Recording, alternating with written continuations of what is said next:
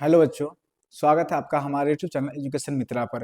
अभी हमारा क्लास 10 का क्रैश कोर्स चल रहा है, जिसमें हम हिस्ट्री पढ़ रहे हैं।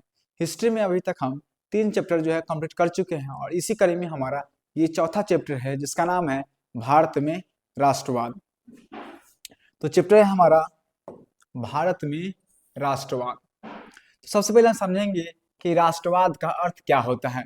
तो राष्ट्रवाद का अर्थ होता है राष्ट्रीय चेतना का उदय, यानी कि अपने राष्ट्र के बारे में सोचना, अपने राष्ट्र के बारे में चिंतन करना, अपने राष्ट्र के बारे में अच्छी बात करना, अच्छी चीजें सोचना ही क्या है, राष्ट्रवाद है। अर्थात अपने राष्ट्र से प्रेम करने की भावना को ही राष्ट्रवाद कहते हैं। राष्ट्रवाद क्या है? राष्ट्रवाद एक भावना है, देशभक्ति की भावना है, राष्ट्र के प्रति प्रेम की भावना है, राष्ट्र के प्रति अच्छा सोचने की भावना है, राष्ट्र के प्रति मर मिटने की भावना है। तो राष्ट्रवाद कोई बहुत बड़ी चीजें नहीं है ना, कि मतलब ये किस तरह की विचारधारा है। राष्ट्रवाद का सीधा सा मतलब है अपने राष्ट्र के बारे में अच्छा सोचना, अपने राष्ट्र के बारे में प्रेम करना, अपने राष्ट्र के लिए मर मिटने के लिए तैयार रहना ही क्या कहलाता है, वही हमारा राष्ट्रवाद है।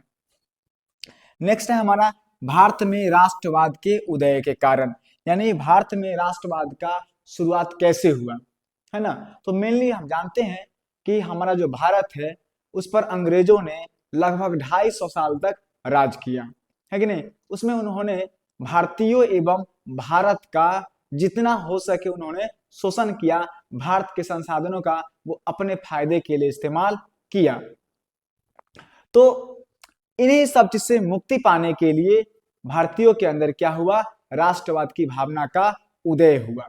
इनमें उदय के कारण में क्या, अगर अंग्रेज हमारे यहाँ अच्छे से शासन करते तो लोग क्या करते, अंग्रेजों से पीछा नहीं छुड़ाते, वो अंग्रेजों के प्रति आक्रांति नहीं करते, अंग्रेजों के प्रति लड़ाई नहीं छेड़ते। लेकिन अंग्रेजों ने ऐसी बहुत सारी नीति अपनाई जिससे भारतीयों का बहुत ज्यादा शोषण हुआ। और अंग्रेजों का जो मुख्य उद्देश्य ही क्या था कि भारतीयों को और भारत को जितना अधिक से अधिक तक शोषण करना, उसको अपने फायदे के लिए इस्तेमाल करना। तो अंग्रेजों की जो नीतियां थी, है ना, भारतीयों के लिए, वही जो है मेनली जो है भारत के राष्ट्रवाद के उदय का मुख्य जो है कारण बना। तो भारत में राष्ट्रवाद के उदय का कारण ब्रिटिश शासन के द्वारा राजनीतिक, आर्थिक और सामाजिक परिवर्तन जो पूरी तरह से भेदभाव पूर्ण थे। यानी कि अंग्रेजों के द्वारा बहुत सारे ऐसे राजनीतिक नीति अपनाए गए, बहुत सारे ऐसे आर्थिक नीति अपनाए गए और बहुत सारे ऐसे सामाजिक नीति अपनाए गए जो भेदभाव पूर्ण थे। भेदभाव पूर्ण करने का मतलब यहाँ अंग्रेजों के लिए कुछ और था और भारतीयों के लिए कुछ और था। क्योंकि जब अंग्रेज जो है वो भारत में आए थे तो बहुत सारे लोग आए थे, है कि नहीं। तो उनके लिए यहाँ पे नीति अलग था और जो यहाँ भारत के जो मूल निवासी थे उनको अपने ही देश में बहुत ज्यादा असमानता और भेदभाव का सामना करना पड़ता था। भारतीय जनता के सभी वर्गों के लोगों का शोषण हुआ। एक बात और ध्यान देना है कि अंग्रेजों ने किसी खास वर्ग के लोगों का शोषण नहीं किया, अंग्रेज ने समाज के हर वर्गों का लोगों का शोषण किया, चाहे वो अमीर हो, चाहे वो गरीब हो, चाहे वो उच्च वर्ग के हो, चाहे निम्न वर्ग के हो या फिर मध्यम वर्ग के हो, चाहे वो हिंदू हो या फिर मुसलमान हो। अंग्रेजों ने समाज के हर वर्गों का क्या किया, शोषण किया। और असमानता के कारण ही राष्ट्रवाद का उदय हुआ और इसी भेदभाव, इन्हीं नीतियों के कारण क्या हुआ, भारतीयों में राष्ट्रवाद की भावना उत्पन्न हुई। सबसे पहला जो हमारा कारण है वो है हमारा राजनीतिक कारण। आखिर वह कौन कौन से ऐसे राजनीतिक नीतियां थी, राजनीतिक फैसले थे जिसके कारण भारतीयों के अंदर राष्ट्रवाद की भावना उत्पन्न हुआ। 19वीं शताब्दी में भारत में राष्ट्रीय चेतना का उदय मुख्य रूप से अंग्रेजी शासन व्यवस्था का परिणाम था। अंग्रेजों ने जिस प्रकार की नीति लाई है कि जिस प्रकार के शासन भारत में किया, वही मुख्य रूप से क्या था, भारतीयों में राष्ट्रवाद की भावना के उदय का मुख्य कारण था। भारत में राष्ट्रीय चेतना जागृत करने में विभिन्न कारणों का योगदान रहा, परंतु सभी किसी न किसी रूप में ब्रिटेन सरकार की प्रशासनिक नीतियों से संबंधित थे। यानी ब्रिटिश सरकार जो थी यह भारतीयों पर बहुत सारी ऐसी नीतियां लाई थी जो भेदभावपूर्ण थी, जो भारतीयों को शोषण करने के लिए थी, भारतीयों को आवाज को दबाने के लिए थी, है कि नहीं। तो इन नीतियों के कारण था लोगों के अंदर और ज्यादा जो है वो राष्ट्रवाद की भावना उत्पन्न हुआ, जिसमें से हमारा पहला कारण है 1878 ईस्वी में तत्कालीन वायसराय लॉर्ड लिटन ने वर्नाक्युलर प्रेस एक्ट पारित कर प्रेस पर कठोर प्रतिबंध लगा दिया।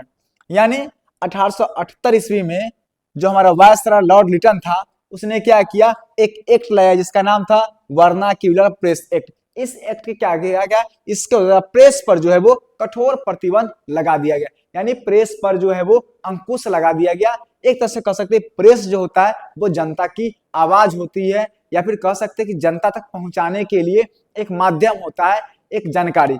लेकिन इस पर क्या किया गया, प्रतिबंध लगा दिया गया, यानी कि अब कोई भी है भारतीय लोग वो पत्र पत्रिकाएं नहीं छाप सकते थे, अखबार वगैरह नहीं छाप सकते थे, है कि नहीं। क्यों ऐसा क्यों किया, क्योंकि जो भारतीय लोग थे वो अंग्रेजों की जो नीति होती थी उसका वो उस माध्यम से लोगों तक रखते थे कि ये किस प्रकार भारतीयों के लिए ठीक नहीं है, और अंग्रेजों के विरुद्ध जो है उसमें लेख छपते थे। तो अंग्रेजों ने क्या किया, इस एक्ट के द्वारा प्रेस पर जो है कठोर प्रतिबंध लगा दिया। नेक्स्ट जो है वो है हमारा 1879 में आर्म्स एक्ट। आर्म्स एक्ट में क्या था, आर्म्स एक्ट के द्वारा भारतीय लोगों को हथियार रखना जो है वो गैर कानूनी घोषित कर दिया गया था, क्योंकि अंग्रेजों को डर था कि अगर भारतीय हथियार रखेंगे तो उसे अंग्रेजों को कहीं मार न दे, अंग्रेजों को कोई नुकसान न हो जाए। इस डर के कारण क्या किए अंग्रेजों ने 1879 में आर्म्स एक्ट लाए, जिसके अंदर क्या था, भारतीयों के लिए अस्त्र शस्त्र को रखना गैर कानूनी घोषित कर दिया गया। यानी भारतीय लोग जो है वो हथियार नहीं रख सकते हैं, ठीक, उन्हें डर था क्योंकि उनसे उनको असुरक्षा हो सकती थी, इसलिए उन्होंने ये एक्ट लाया।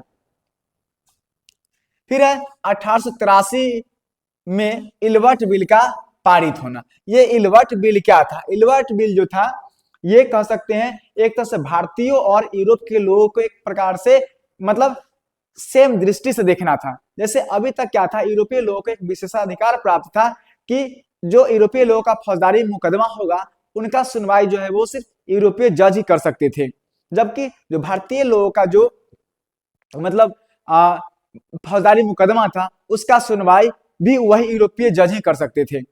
तो इस तरह से अगर यूरोपीय लोग का अगर जो फौजदारी मुकदमा है अगर उसका सुनवाई यूरोपीय जज कर सकते थे, तब तो भारतीय लोगों की जो मुकदमा है उसको भारतीय जज को सुनना चाहिए था, लेकिन ऐसा नहीं था। मतलब ये था कि यूरोपीय लोग की अगर कोई फौजदारी मुकदमा है तो वो सिर्फ क्या करेंगे, यूरोपीय जज सुनेंगे, ताकि जो उनके अगेंस्ट में कोई फैसला नहीं हो जाए, इसलिए ये विशेषाधिकार उनको प्राप्त था। लेकिन इल्बर्ट बिल में क्या था, इल्बर्ट बिल का उद्देश्य जो था कि भारतीय और यूरोपीय व्यक्तियों के फौजदारी मुकदमों की सुनवाई सामान्य न्यायालय में करना था। यानी कि अब जो है इल्बर्ट बिल के बाद क्या होता कि जो यूरोपीय लोग थे और जो भारतीय लोग हैं उनके बीच में जो विशेषाधिकार था यूरोपीय लोगों को वो खत्म करना था, और दोनों को दोनों चाहे वो भारतीय लोग हो चाहे वो यूरोपीय लोग हैं उनके फौजदारी मुकदमे की सुनवाई एक सामान्य न्यायालय में करना था, और उस विशेषाधिकार को समाप्त करना था जो यूरोप के निवासियों को अभी तक प्राप्त था, जिसके अंतर्गत उनके मुकदमे सिर्फ यूरोपीय जज ही सुन सकते थे। तो आप बिल्कुल देख रहे हैं कि भेदभाव हो रहा है भारतीयों के साथ, क्योंकि भारतीयों का मुकदमा तो यूरोपीय लोग देख सकते थे, लेकिन यूरोपीय लोगों का मुकदमा भारतीय जज नहीं देख सकते थे, नहीं सुन सकते थे, ये भेदभाव था। तो इल्बर्ट बिल का उद्देश्य क्या था कि ये जो भेदभाव था इसको खत्म करना था। लेकिन क्या हुआ, यूरोपीय जनता ने इसका विरोध किया, जिसके कारण सरकार को इस बिल को वापस लेना पड़ा। यह बिल जो था ऑब्वियसली अच्छा बिल था, क्योंकि यहाँ पे एक तरह से कहीं ना कहीं समानता था, यूरोपीय लोग और जो भारतीय लोग हैं उनके बीच एक समानता रहा था। लेकिन ये बिल क्या हुआ, ये बिल जो है वो वापस हो गया, किसके कारण, तो यूरोपीय जनता ने इसका विरोध कर दिया, है ना। तो इससे क्या हुआ, इल्बर्ट बिल जो है वो वापस हो गया। इससे भारतीय लोग के अंदर और ज्यादा भावना क्या हुआ, राष्ट्रवाद का उत्पन्न हुआ। उन्हें और एहसास में कि नहीं ये तो भेदभाव हो रहा है भारतीय लोगों के साथ, तो कहीं ना कहीं उनके अंदर अंग्रेजों के प्रति और ज्यादा नफरत बढ़ा। इसके बाद और क्या घटना घटा, तो 1899 में लॉर्ड कर्जन ने कोलकाता कॉरपोरेशन एक्ट पारित किया, जिसमें नगर पालिका में निर्वाचित सदस्य संख्या में कमी और गैर निर्वाचित सदस्यों की संख्या में वृद्धि की गई। यानी 1899 में क्या आया, कलकत्ता कॉरपोरेशन आया। इसमें क्या था कि नगर पालिका में निर्वाचित सदस्यों की संख्या में कमी, यानी जो लोग के द्वारा जो चुना गया सदस्य हो उसकी संख्या को कम किया गया, जबकि गैर निर्वाचित यानी जिसे अंग्रेज जिसको चाहे उसको रख सकते थे उस तरह के सदस्यों की संख्या वृद्धि की गई। इससे भी क्या हो गया, भारतीय लोगों के अंदर जो है वो आक्रोश बढ़ा, अंग्रेजों के प्रति नफरत बढ़ा और राष्ट्रवाद की भावना उत्पन्न हुआ।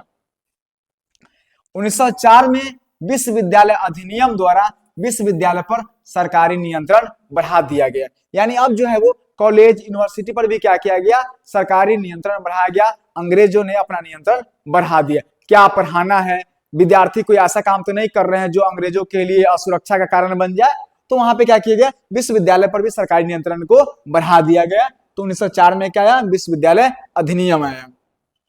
फिर उसी प्रकार 1905 में बंगाल विभाजन कर्जन के द्वारा सांप्रदायिकता के आधार पर कर दिया गया। यानी अभी जो हमारा बंगाल और बिहार है वो 1905 से पहले एक साथ था, लेकिन क्या किया गया 1905 में जो बंगाल को दो भागों में बांट दिया गया, ये कहते हुए कि ये जो है शासन करने में आसानी होगा। जबकि वो किस आधार पे किया गया, सांप्रदायिकता के आधार पे किया गया, हिंदू मुस्लिम को लड़ाने के कारण किया गया, बांटो और राज करो की नीति के अनुसार ये किया गया। इससे भी क्या हो गया, भारतीय लोगों को अंग्रेजों के प्रति बहुत ज्यादा नफरत होने लगा और उनके अंदर जो है वो क्रांति करने की भावना आने लगी और कह सकते हैं कि राष्ट्रवाद की भावना और ज्यादा मजबूत हो गई। 1907 में देशद्रोही सभा अधिनियम के द्वारा सभाओं पर रोक लगा दिया गया। यानी अंग्रेजों ने क्या किया, 1907 में एक अधिनियम लाया जिसका नाम था देशद्रोही सभा अधिनियम, क्योंकि अंग्रेजों को डर था कि सब जहां पे लोग सभा करते हैं वहीं से क्या होता है, अंग्रेजों के प्रति ये लोग क्रांति की बात करते हैं, अंग्रेजों के प्रति लड़ाई की बात करते हैं। तो उन्होंने क्या किया, एक अधिनियम लाया जिसका नाम था देशद्रोही सभा अधिनियम। इसके अनुसार क्या था कि जो भी सभा हो रहा था उन सभाओं पर रोक लगा दिया, यानी भारतीय लोग कहीं पर भी अब सभा भी नहीं कर सकते थे। तो देख रहे किस प्रकार से भारतीय लोगों की आवाज को दबाने का प्रयास किया जा रहा था। इससे क्या हुआ, भारतीय लोग के अंदर और भी ज्यादा अंग्रेजों के प्रति नफरत बढ़ता चला गया। फिर आया हमारा 1910 में इंडियन प्रेस एक्ट पारित कर उत्तेजित लेख छापने वालों को दंडित करना। यानी 1910 में एक नया एक्ट क्या आया, इंडियन प्रेस एक्ट। इसमें क्या था कि जो लोग अंग्रेजों के प्रति अगेंस्ट में यानी उसके विरोध में लेख छापते थे, राष्ट्रवाद की भावना को मजबूत करने वाले लेख छापते थे, उन पर रोक लगाने के लिए, उनकी आवाज को दबाने के लिए क्या किया गया, 1910 में इंडियन प्रेस एक्ट लाया गया। इससे क्या हो गया, लोग के अंदर और ज्यादा जो है वो अंग्रेजों के प्रति कह सकते हैं कि नफरत बढ़ने लगा, आक्रोश बढ़ने लगा। तो ये हमारा कुछ क्या था, राजनीतिक कारण था। दूसरा जो कारण था वो है हमारा आर्थिक कारण। आर्थिक कारण में हम देखते हैं कि सरकार किसानों से अधिक लगान वसूलती थी। यानी एक तो किसानों की स्थिति खराब थी, उसके अलावा उनसे बहुत ज्यादा टैक्स लिया जाता था।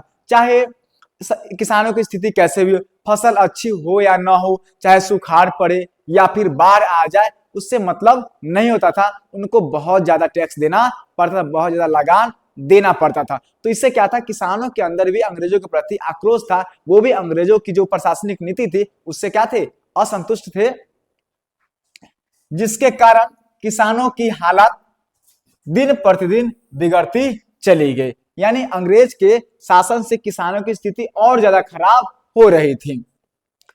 अस्थायी बंदोबस्त के तहत अंग्रेज जमींदारों से एक निश्चित लगान लेते थे, लेकिन जमींदार किसानों से बहुत लगान वसूलते थे।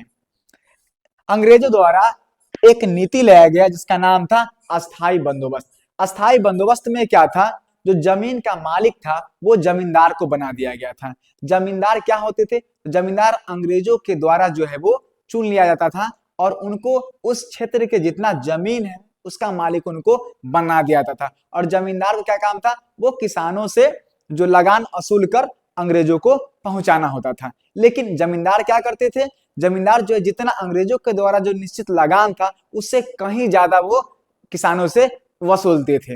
यानी अगर 10 रुपया अगर लगान लेने के लिए अंग्रेजों ने अगर कहा है तो जमींदार क्या करते थे, किसानों से 15 रुपया 20 रुपया लेते थे, यानी कि जितना जो लगान अंग्रेजों द्वारा तय किया गया था उससे कहीं ज्यादा जो है वो जमींदार लेते थे। यानी जमींदार क्या करते थे, किसानों का शोषण करते थे।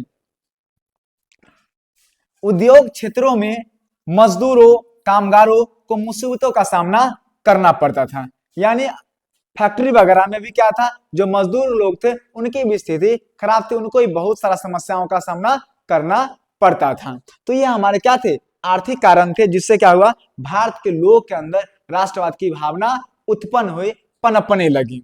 उसके बाद देखते हैं 1882 में सूती वस्त्रों पर से आयात शुल्क हटा लेना। ये क्या है, आयात शुल्क का मतलब होता है कि जब हम कोई विदेशी सामान भारत में मंगाते हैं तो उसे हम बोलते हैं आयात करना। तो अंग्रेज क्या करते थे, जो विदेशी सामान होता था यानी ब्रिटेन या यूरोपीय देशों से जो सामान आता था उस पर से उन्होंने क्या किया, आयात शुल्क जो है वो हटा लिया। इससे क्या हुआ कि विदेशी सामान जो है वो भारत में सस्ता बिकने लगा। इससे का नुकसान क्या हुआ, नुकसान ये हुआ कि जो भारत के जो उद्योग धंधा था है कि नहीं, जो भारत का जो वस्त्र उद्योग था वो है वो खराब होने लगा, उसका कपड़ा जो है वो नहीं बिकता था, वो उद्योग जो है वो बंद होने लगा। तो एक ये भी है कि आयात शुल्क हटा लेने से भारतीय उद्योग धंधा क्या हो गया, बर्बाद हो गया, खत्म हो गया। भारत में औद्योगिकरण की समस्या, भारत में क्या था, बहुत ज्यादा फैक्ट्री वगैरह भी बहुत अच्छी नहीं थी। इसके अलावे अधिक भू राजस्व यानी कि लगान वसूलना, इन नीतियों के कारण क्या था, भारतीय लोगों का, भारतीय किसानों का, भारतीय मजदूरों का, भारतीय व्यापारियों का जो है काफी अंग्रेजों के प्रति आक्रोश था, उनका स्थिति जो है वो काफी खराब होते जा रहा था, जिसके कारण क्या था, उनके अंदर राष्ट्रवाद की भावना, विद्रोह की भावना, अंग्रेजों के प्रति लड़ाई की भावना उत्पन्न होने लगा। तीसरा कारण में हम देखते हैं सामाजिक कारण। सामाजिक कारण में देखते हैं कि अंग्रेजों के द्वारा भारतीयों को हे दृष्टि से देखना, यानी अंग्रेज जो थे भारतीयों को हे दृष्टि से देखते थे, नीचा समझते थे, उनके साथ बहुत ज्यादा भेदभाव करते थे। रेलगाड़ी में, क्लबों में, सड़कों पर और होटलों में अंग्रेज भारतीयों के साथ दुर्व्यवहार करते थे, उनके साथ बहुत ज्यादा खराब व्यवहार करते थे, राज करते थे भारत पे और भारतीयों के साथ बहुत ज्यादा भेदभाव करते थे, उनके साथ बहुत ज्यादा गलत व्यवहार करते थे। मतलब एक तरह से कह सकते कि अपना गुलाम समझते थे और अपने आप को वो मालिक समझते थे। इससे वे क्या हुआ कि भारतीय लोगों के अंदर अंग्रेजों के प्रति जो है वो आक्रोश की भावना उत्पन्न होने लगी, उनके प्रति नफरत की भावना उत्पन्न होने लगी, उनके अंदर विद्रोह की भावना उत्पन्न होने लगी। इंडियन सिविल सर्विस में भारतीयों के साथ भेदभाव करना, इंडियन सिविल सर्विस में क्या था, जो उच्च पद है उस पे भारतीयों को नहीं बैठाया जाता था, उस पे अंग्रेज अधिकारी या अंग्रेजी लोगों को ही बैठाया जाता था। तो इससे भी क्या हो गया, मतलब कह सकते हैं कि भारतीय लोग इससे उसकी नीति से असंतुष्ट थे और उनके प्रति विद्रोह की भावना उनके अंदर चलने लगी थी। नेक्स्ट जो है हमारा वो है चौथा नंबर हमारा धार्मिक कारण। पहला है धर्म सुधार आंदोलन, यानी कि हिंदू धर्म में जो है वो बहुत सारे विषमताएं थी, बहुत सारी असंगतियां थी, बहुत सारे अंधविश्वास था, तो उसको ठीक करने के लिए क्या हुए, बहुत सारे धर्म सुधार आंदोलन हुए। धर्म के प्रति लोगों में निष्ठा की भावना को जागृत करना, यानी क्या हुआ कि उस टाइम जो है अंग्रेजों द्वारा ईसाई धर्म का काफी प्रचार हो रहा था, यानी अंग्रेज लोग जो है वो भारतीयों को ईसाई धर्म ग्रहण करने के लिए या फिर ईसाई बनाने के लिए प्रेरित कर रहे थे। तो इससे क्या हो गया कि अंग्रेज बेसिकली मौजूद हो रहे थे, इसके लिए क्या गया, जो भारतीय लोग थे उनको अपने धर्म के प्रति जो है वो निष्ठा उत्पन्न किया गया, उनके अंदर कह सकते हैं अपने धर्म के प्रति लगाव, अपने धर्म के प्रति जो अंधविश्वास था उसको दूर करके धर्म के वास्तविक रूप से क्या किया गया, मतलब अवगत कराया गया। यानी कुल मिलाकर कह सकते हैं कि अपने धर्म के प्रति लोगों में निष्ठा की भावना को जागृत किया गया, ताकि जो भारतीय लोग हैं वो अपने धर्म को छोड़कर ईसाई धर्म न अपनाएं। तो ये धार्मिकरण ये हो गया। बहुत सारे धर्म सुधारकों द्वारा एकता, समानता एवं स्वतंत्रता का पाठ पढ़ाया गया, है ना। तो ये हमारे क्या थे, धार्मिक कारण थे, जिसके कारण क्या हुआ, लोग का राष्ट्रवाद की भावना उत्पन्न हुआ। नेक्स्ट है हमारा प्रथम विश्व युद्ध के कारण और परिणाम का भारत से अंतर संबंध। हम जानते हैं कि प्रथम विश्व युद्ध जो है वो 1914 से लेके 1918 के बीच में हुआ और यह मुख्य रूप से दो गुट के बीच, मित्र राष्ट्र और धुरी राष्ट्र के बीच में हुआ था। तो यह भारत से किस प्रकार से संबंधित था, हम ये देखने का प्रयास करेंगे और प्रथम विश्व युद्ध का भारत पे क्या प्रभाव पड़ा, इसको समझने का प्रयास करते हैं। सबसे पहले हम देखेंगे प्रथम विश्व युद्ध का परिचय। हम जानते हैं कि प्रथम विश्व युद्ध विश्व इतिहास की एक प्रमुख घटना है और यह युद्ध जो है वो 1914 से 1918 तक यानी लगभग 4 सालों तक चला था।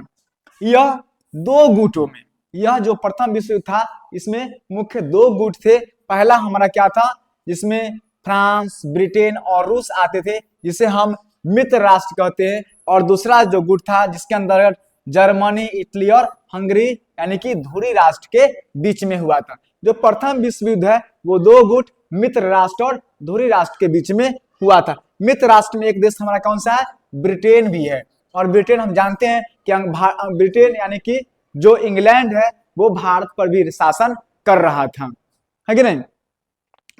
कारणों के साथ भारत का अंतर संबंध। युद्ध के बीच ब्रिटिश सरकार को किसी प्रकार से भारत को बचाए रखना चाहता था, क्योंकि ब्रिटेन जो है वो प्रथम विश्व युद्ध में फंस चुका था, वो उधर की तरफ उलझ चुका था और साथ साथ वो भारत को अपना गुलाम भी बनाए हुए चाहता था। तो अंग्रेज लोग ये नहीं चाहते थे कि उस युद्ध में फंसकर हम क्या करें, भारत पर अपना जो है कंट्रोल वो खो दे, है ना। इसको बचाए रखने के लिए क्या किए, वो भारत के साथ क्या किए, उन्होंने घोषणा किया कि ब्रिटिश शासन का लक्ष्य यहाँ जिम्मेदार सरकार का गठन करना है। यानी उन लोगों ने क्या किया, भारतीय नेताओं को, जो भारत के राष्ट्रवादी लोग थे, उनको उनके लिए घोषणा किया कि ब्रिटिश शासन यहाँ पे जो है वो एक जिम्मेदार शासन करना चाहता है, एक जिम्मेदार शासक की तरह काम करना चाहता है, एक जिम्मेदार सरकार का गठन करना चाहता है ना। 1916 में सरकार ने भारत में आयात शुल्क लगाया, यानी कि जो आयात शुल्क हटाया गया था, क्या किया, उसको आयात शुल्क वो लगा दिया गया। यानी जो भी विदेश से भारत में सामान आएगा उस पर टैक्स लग जाएगा, जिससे क्या होता है कि वो सामान, विदेशी सामान यहाँ पे महंगा बिकेगा। अब विदेशी सामान महंगा बिका तो लोग कौन सामान खरीदेंगे, ऑब्वियसली जो भारत का सामान होगा वो खरीदेंगे। तो इससे क्या हुआ कि भारतीय उद्योग को इससे काफी फायदा मिला भी, है ना। प्रथम विश्व युद्ध के समय का भारतीय घटनाक्रम, यानी कि जब प्रथम विश्व युद्ध हो रहा था तो उस टाइम भारत में क्या चल रहा था। बाल गंगाधर तिलक और गांधी जैसे राष्ट्रवादी नेताओं ने ब्रिटिश सरकार के युद्ध प्रयासों में हर संभव सहयोग दिया, क्योंकि उन्हें सरकार के स्वराज संबंधी आश्वासन पर पूरा भरोसा था। क्योंकि हम देखे थे अंग्रेज ये चाहते थे कि वो प्रथम विश्व में फंसकर भारत पे अपना जो नियंत्रण है उसको कहीं खो न दे। इस वजह से उन्होंने भारतीयों को एक लालच दिया था। क्या लालच दिया था, तो स्वराज संबंधी लालच दिया था। इससे क्या हुआ, जो बाल गंगाधर तिलक और महात्मा गांधी जैसे नेताओं ने अंग्रेजों को खूब मदद किया। प्रथम विश्व युद्ध में जो खूब मदद किया, क्योंकि उन्हें भरोसा था कि अंग्रेज क्या करेंगे, भारतीयों पर, जो भारतीयों को जो स्वराज वाला मतलब वादा किए हैं वो निभाएंगे। लेकिन क्या होता है, युद्ध के आगे बढ़ने के साथ ही भारतीयों का भ्रम टूटा। प्रथम विश्व युद्ध के दौरान महंगाई बढ़ गई। 1915-17 के बीच एनी बेसेंट और तिलक ने आयरलैंड से प्रेरित होकर भारत में होम रूल लीग आंदोलन आरंभ किया। 3 सफल सत्याग्रह, चंपारण, खेरा और अहमदाबाद आंदोलन महात्मा गांधी के नेतृत्व में हुआ। और हम देखते हैं कि जैसे जैसे प्रथम विश्व युद्ध बढ़ता है, अंग्रेजों की जो सच्चाई था वो सामने आने लगता है। अंग्रेजों ने जो स्वराज संबंधी आश्वासन दिया उसको तो पूरा नहीं किया। बाकी उसके जगह पे क्या हुआ, प्रथम विश्व युद्ध के बाद जो है, क्योंकि अंग्रेजों को उसमें काफी ज्यादा नुकसान हुआ था, तो भारतीयों पर और ज्यादा यहाँ से टैक्स वगैरह और ज्यादा लगान वसूला जाने लगा, जिससे क्या हो गया कि बहुत ज्यादा महंगाई बढ़ गई। उसके बाद क्या हुआ, 1915-17 के बीच में एनी बेसेंट और तिलक ने आयरलैंड से प्रेरित होकर भारत में होम रूल लीग आंदोलन आरंभ किया। क्वेश्चन पूछा जाता है कि होम रूल लीग आंदोलन किसने आरंभ किया, तो एनी बेसेंट और बाल गंगाधर तिलक ने। कब किया, तो 1915 से 17 में। इसके बाद गांधी जी का 3 सफल सत्याग्रह, जिसमें हमारा है चंपारण सत्याग्रह, खेरा सत्याग्रह और अहमदाबाद आंदोलन जो है वो गांधी जी के नेतृत्व में हुआ। 1913 में लाला हरदयाल ने अमेरिका और कनाडा के क्रांतिकारियों को एकजुट कर गदर पार्टी की स्थापना की। यहां से एक चीज याद रखना है आपको कि गदर पार्टी की स्थापना किसने की, तो लाला हरदयाल ने 1913 में की। तो आपको यह भी याद रखना है। 1916 में कांग्रेस के दोनों नरम दल और गरम दल एक हो गए। देखिए, कांग्रेस में मुख्य रूप से दो तरह के लोग थे, एक थे नरम दल और दूसरे थे गरम दल। लेकिन 1916 में क्या हुआ, दोनों दल जो है एक हो गए, यानी कि उनमें क्या हो गया, समझौता हो, यानी दोनों मिलकर जो है वो अंग्रेजों के प्रति जो है वो आंदोलन करेंगे, यानी अंग्रेजों के प्रति लड़ाई लड़ेंगे। कांग्रेस और मुस्लिम लीग के बीच भी आंदोलन चलाने के लिए समझौता हो गया। यानी एक तरह से कहेंगे कांग्रेस जो थे वो हिंदुओं की पार्टी थी, ऐसा कहा जाता है कि नहीं, और मुस्लिम लीग जो मुस्लिमों की बात करती थी।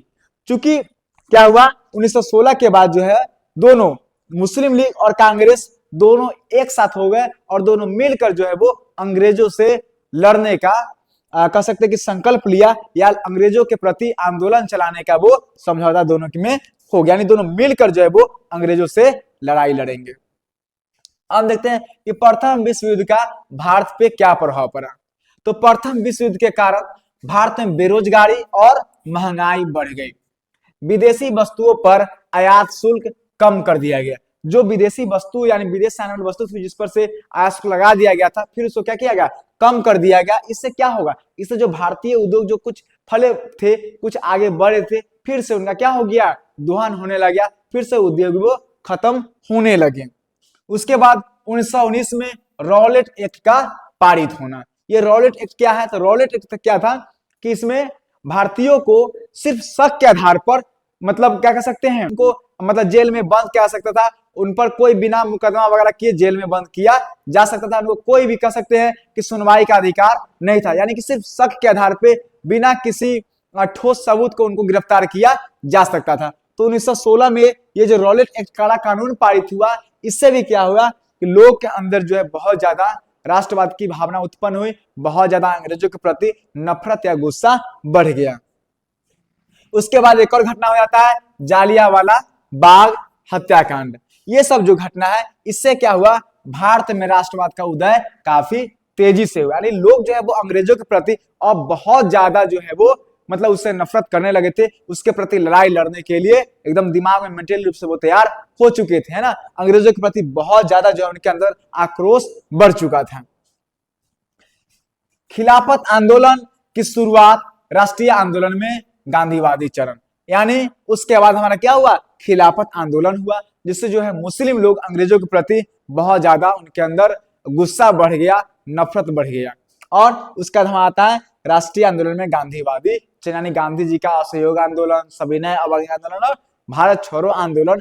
तो इन सब चीजों ने मिलकर क्या किया, भारत में राष्ट्रवाद के उदय का जो है मुख्य कारण बना।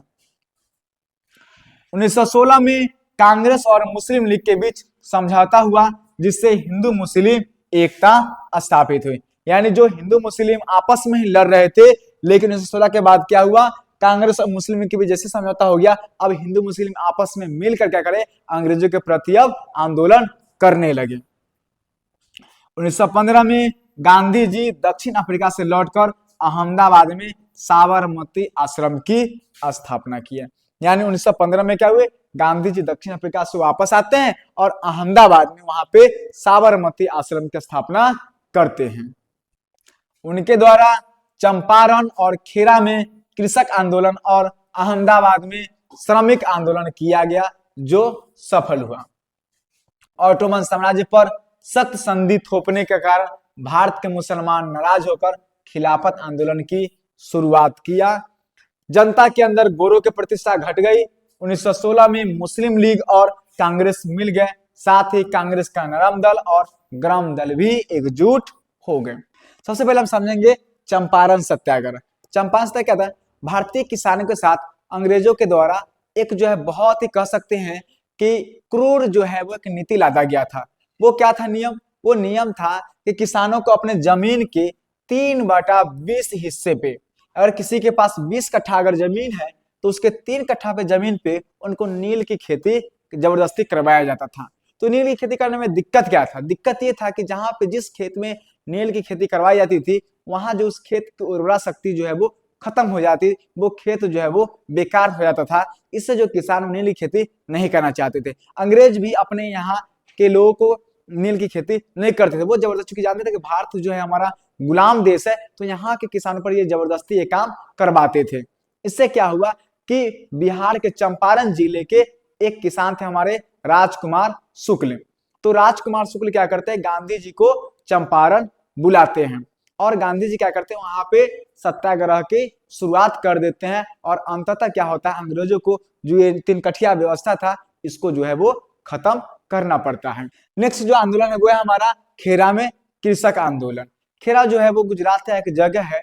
वहां पे क्या हुआ था, उस साल जो है वो फसल खराब हो गया था और अकाल की स्थिति बन गई थी, जिससे कारण जो है वो किसान लगान देने की स्थिति में नहीं थे। क्योंकि उनका फसल खराब था तो उनके पास कोई आमदनी नहीं था जिससे वो लगान दे सकते थे। लेकिन अंग्रेजों द्वारा उन पर जबरदस्ती जो है वो लगान का दबाव बनाया जा रहा था, जिससे क्या हुआ, किसानों ने गांधी जी को ये आंदोलन से ये जो समस्या इसको अवगत कराया। गांधी जी ने खेरा में भी क्या किया, एक सत्याग्रह किया और वहां भी क्या हुआ, अंग्रेजों को झुकना पड़ा और गांधी जी की सत्याग्रह की जीत होती है। नेक्स्ट है हमारा अहमदाबाद में श्रमिक आंदोलन। इसमें क्या था कि अहमदाबाद में जो श्रमिक लोग थे वहां पे बीमारी फैल जाता है, यानी कि प्लेग नामक जो है वो बीमारी वहां फैल जाती है, जिससे वहां के लोग जो है वो छोड़ छोड़ के जाने लगते हैं। लेकिन जो मिल मालिक थे, जो फैक्ट्री के मालिक थे, उन्होंने अंग्रेज क्या किया, जो श्रमिक लोग थे उनको लालच दिया कि उन्हें बोनस दिया जाएगा, है कि नहीं, यानी 75% का उनको बोनस का लालच दिया गया। जिससे क्या हो गया, वहां के श्रमिक लोग उसी में काम करते लगे। जैसे ही वो समय खत्म, यानी जो प्लेग नामक बीमारी थी वो जैसे ही खत्म हुआ तो क्या हुआ कि जो मिल मालिक थे उस बोनस को बंद कर दिए, जिससे श्रमिक लोग क्या हो गए, नाराज हो गए। क्यों नाराज हो गए, क्योंकि दुख की स्थिति में जब वो उस मालिक के साथ थे तो भाई अब क्यों बंद किया जाए, है कि नहीं।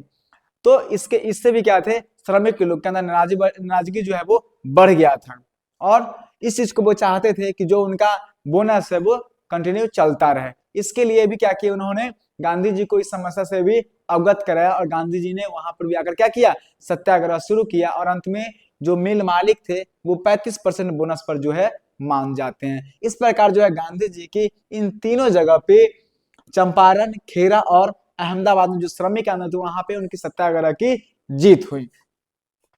उसके बाद जो ये है, ऑटोमन साम्राज्य पर सख्त संधि थोपने के कारण भारत के मुसलमान राज्यों पर खिलाफत आंदोलन की शुरुआत किया। इसको समझ लेते हैं कि प्रथम विश्व युद्ध में क्या हुआ, जो ऑटोमन साम्राज्य है, जो आज के समय में तुर्की है, वो क्या था, उसकी हार होती है। तो तुर्की की हार होने के कारण क्या होता है, जो अंग्रेज है वो क्या करते हैं, यानी ऑटोमन साम्राज्य को तोड़ देते हैं और वहां के जो खलीफा है उनको, खलीफा जो है उनको भी इस खलीफा वाले जो पद है उनसे उनको हटा दिया जाता है। और ये खलीफा क्या होता है, तो खलीफा जो है वो मुस्लिम के धार्मिक गुरु का एक पोस्ट है, जो वहां के जो तुर्की के जो साम्राज्य थे उनको मिला हुआ था। इससे क्या होता है कि भारतीय जो मुसलमान होते हैं उन वो अंग्रेजों से काफी ज्यादा नाराज हो जाते हैं और उसी के अगेंस्ट में क्या होते हैं, एक यहाँ पे खिलाफत आंदोलन की शुरुआत करते हैं। तो इन सब चीज से क्या होता है कि जनता के अंदर जो है वो गोरों के प्रति, यानी अंग्रेजों की जो प्रतिष्ठा बना हुआ था वो प्रतिष्ठा धीरे धीरे खत्म होने लगता है। अब है हमारा रॉलेट एक्ट। क्या है भाई, तो बढ़ती हुई क्रांतिकारी घटनाओं एवं असंतोष को दबाने के लिए लॉर्ड चेम्सफोर्ड ने न्यायाधीश सिडनी रॉलेट की अध्यक्षता में एक समिति की नियुक्ति की। समिति की अनुशंसा पर 25 मार्च 1919 ईस्वी को रॉलेट एक्ट पारित हुआ। इसके अंतर्गत एक विशेष न्यायालय का गठन का प्रावधान था, जिसके निर्णय के विरुद्ध कोई अपील नहीं की जा सकती थी। किसी व्यक्ति को अमान्य साक्ष्य और बिना वारंट के भी गिरफ्तार किया जा सकता था। तो इस तरह के यहाँ पे भारतीयों को आवाज को दबाने के लिए, है ना, वो एक कानून लाए, एक अधिनियम लाए जिसका नाम क्या था, रॉलेट एक्ट। इसमें क्या था कि एक विशेष न्यायालय का प्रावधान था जिसके निर्णय के विरुद्ध कोई अपील नहीं किया सकता। अगर वो फैसला सुना दिया तो सुना दिया, इसके विरुद्ध कोई भी अपील नहीं की जा सकती थी। दूसरा, किसी व्यक्ति को अमान्य साक्ष्य पर अगर जो प्रूफ है, एविडेंस नहीं भी है, फिर भी उसको क्या है, गिरफ्तार किया जा सकता था, उसमें किसी वारंट की भी जरूरत नहीं हो सकती थी। तो इसलिए सी बात है कि ये क्यों लाया गया था कानून, तो ये भारतीयों की आवाज को दबाने के लिए क्या था, भारत के लोग के प्रति जो अंग्रेजों के प्रति जो विद्रोह था उसको दबाने के लिए कानून लाया गया था। नेक्स्ट है हमारा जालियांवाला बाग हत्याकांड। रॉलेट एक्ट के विरोध में 6 अप्रैल 1919 ईस्वी को देशव्यापी हड़ताल के बाद 9 अप्रैल 1919 ईस्वी को 2 स्थानीय नेताओं डॉक्टर सत्यपाल एवं किचलू को गिरफ्तार कर लिया गया। जैसे कि हम बताएं कि रॉलेट एक्ट किस प्रकार का काला कानून था, किस प्रकार से शक के आधार पर बिना वारंट के, बिना कोई प्रूफ के किसी भी भारतीय को गिरफ्तार किया जा सकता था, सिर्फ शक के आधार पर। दूसरी बात, अगर कोई जज फैसला कर देता था तो उसके विरुद्ध कोई अपील भी नहीं की जा सकती थी। तो ये क्या था, सीधी सी बात है कि भारतीयों के आवाज को दबाने का प्रयास था। तो इस कानून के विरोध में क्या था कि 6 अप्रैल 1919 को देशव्यापी हड़ताल के बाद 9 अप्रैल 1919 ईस्वी को 2 स्थानीय नेता डॉक्टर सत्यपाल एवं किचलू को गिरफ्तार कर लिया गया था, क्योंकि इस कानून का पूरे देश भर में क्या हो रहा था, विरोध हो रहा था। तो इनके गिरफ्तारी के विरोध में 13 अप्रैल 1919 ईस्वी को जालियांवाला बाग में एक सार्वजनिक सभा बुलाई गई थी। यानी ये जो हमारे डॉक्टर सत्यपाल एवं किचलू थे, इनको गिरफ्तार कर लिया गया था। तो इस गिरफ्तारी के विरोध में 13 अप्रैल 1919 ईस्वी को अमृतसर के जालियांवाला बाग में एक जो है वो मीटिंग, एक सभा जो है बुलाई गई थी। और वो सभा जो है वो शांतिपूर्ण तरीके से चल रही थी, उसमें किसी के पास कोई हथियार वगैरह नहीं था।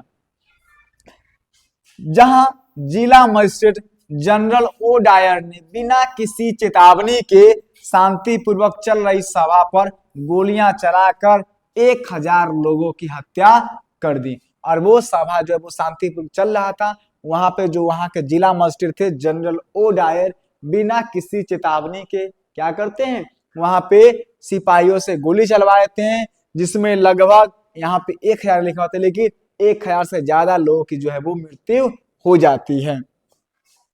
बहुत से लोग घायल भी हो जाते हैं। इस घटना को जालियांवाला बाग हत्याकांड के नाम से जाना जाता है। और जालियांवाला बाग नरसंहार के विरोध में रविंद्रनाथ टैगोर ने नाइट की उपाधि त्याग दी। और इस नरसंहार से पूरा देश जो है वो कह सकते हैं कि उनके अंदर बहुत ज्यादा असंतोष और आक्रोश बढ़ गया, अंग्रेजों के प्रति नफरत बढ़ गया। एक तरह से कह सकते हैं पूरे देश की जो है वो आत्मा हिल गई। नेक्स्ट है हमारा खिलाफत आंदोलन। ऑटोमन साम्राज्य इस्लामिक का राजनीतिक और आध्यात्मिक नेता था, जिसे खलीफा कहा जाता था। तो खलीफा क्या है, तो खलीफा जो है वो इस्लाम का राजनीतिक और आध्यात्मिक नेता होता था। ठीक है, इस्लाम के प्रमुख को खलीफा कहा जाता था, यानी कि इस्लाम का जो सबसे ऊपर का जो पोस्ट है वो हमारा खलीफा कहा जाता था, जिसका केंद्र क्या था, तुर्की था। मुसलमान खलीफा को धार्मिक और आध्यात्मिक नेता मानते थे, यानी पूरे मुस्लिम समुदाय का, मुस्लिम धर्म का जो धार्मिक और आध्यात्मिक नेता जो सबसे ऊपर का पोस्ट था वो हमारा खलीफा था। ऑटोमन साम्राज्य का शासक तुर्की का सुल्तान इस्लामिक संसार का खलीफा हुआ करता था। यानी जो ऑटोमन साम्राज्य का शासक था, जो तुर्की का सुल्तान था, वही क्या था, इस्लामिक संसार का, यानी पूरे भी मुस्लिम जो है हमारे समुदाय है, यानी इस्लाम धर्म है, उसका जो है खलीफा कौन था, तो वही हमारा तुर्की का सुल्तान था। प्रथम विश्व युद्ध में ब्रिटेन के खिलाफ तुर्की के पराजय के फलस्वरूप ऑटोमन साम्राज्य को विघटित यानी कि तोड़ दिया गया। यानी जो हमारा तुर्की है वो क्या था, धुरी राष्ट्र की तरफ से लड़ रहा था, जबकि जो इंग्लैंड था यानी कि जो ब्रिटेन था वो मित्र राष्ट्रों की तरफ से लड़ रहा था, जिसमें क्या हो गया कि तुर्की की पराजय हो जाती है, तुर्की हार जाता है। तो तुर्की की जैसी हार के बाद क्या होता है कि ऑटोमन जो साम्राज्य है उसको तोड़ दिया जाता है, उसे कई भागों में तोड़ दिया जाता है और तुर्की के सुल्तान को अपने शेष प्रदेशों में भी अपनी सत्ता के प्रयोग से वंचित कर दिया गया। यानी कई भागों में तो एक तो है कि तुर्की को तोड़ भी दिया गया था, लेकिन कुछ जो प्रदेश था वहां पर भी जो तुर्की के सुल्तान थे यानी ऑटोमन साम्राज्य के जो खलीफा थे उनको भी, उनसे भी यानी जो बचे हुए राज्य थे उनसे भी शासन करने से उनको हटा दिया गया था, वंचित कर दिया गया था। 1920 के प्रारंभ में भारतीय मुसलमानों ने तुर्की के प्रति ब्रिटेन की अपनी नीति बदलने के लिए बाध्य करने हेतु जोरदार आंदोलन आरंभ किया, जिसे खिलाफत आंदोलन कहा जाता है। और इसी नीति के इसी जब बात को जब भारतीय मुसलमान को ये बात पता चला तो भारतीय मुसलमान क्या हो गए, अंग्रेजों को अपनी नीति बदलने के लिए, है ना, अंग्रेजों पर दबाव बनाने के लिए उन्होंने खिलाफत आंदोलन का शुरुआत किया। भारत के मुसलमान तुर्की के साथ किए जाने वाले दुर्व्यवहार के कारण खिलाफत आंदोलन की शुरुआत की। खिलाफत आंदोलन अली बंधुओं शौकत अली और मोहम्मद अली ने प्रारंभ किया। तो आपको याद रखना है खिलाफत आंदोलन किसने शुरू किया, तो शौकत अली और मोहम्मद अली यानी कि अली बंधुओं ने किया। नवंबर 1919 में महात्मा गांधी अखिल भारतीय खिलाफत आंदोलन के अध्यक्ष बने। महात्मा गांधी ने इसे हिंदू मुस्लिम एकता के लिए क्या क्या सबसे अच्छा अवसर माना और अंग्रेजों के प्रति भारतीय मुसलमान को और हिंदुओं को एकजुट करने का इनके पास ये सबसे अच्छा था। तो क्या किए, गांधी जी भी इस आंदोलन को अपना सपोर्ट दे देते हैं। महात्मा गांधी और भारतीय राष्ट्रीय कांग्रेस के अमृतसर अधिवेशन यानी दिसंबर 1919 में समर्थन पाकर यह आंदोलन काफी सशक्त हो गया। यानी कि कांग्रेस और गांधी जी भी क्या कर सकते हैं, जो हमारा खिलाफत आंदोलन है उसको अपना समर्थन देते हैं। गांधी जी ने इसे हिंदू मुस्लिम एकता के महान अवसर के रूप में देखा। यानी महात्मा गांधी ने इसे हिंदू मुस्लिम को जोड़ने का सबसे अच्छा अवसर मांगा।